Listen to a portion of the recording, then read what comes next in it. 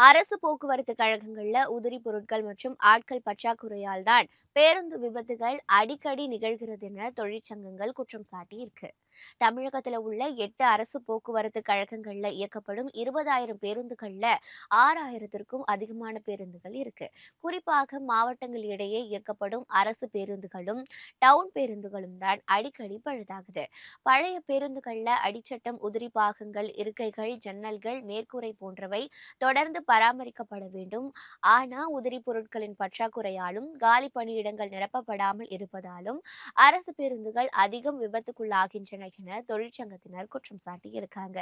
மேலும் ஒப்பந்த ஊழியர்களுக்கு போதிய அளவில் பயிற்சி அளிக்கப்படாமல் பேருந்துகள் இயக்கப்பட்டு வருவதால் அரசு பேருந்துகள் அடிக்கடி விபத்துல சிக்குது.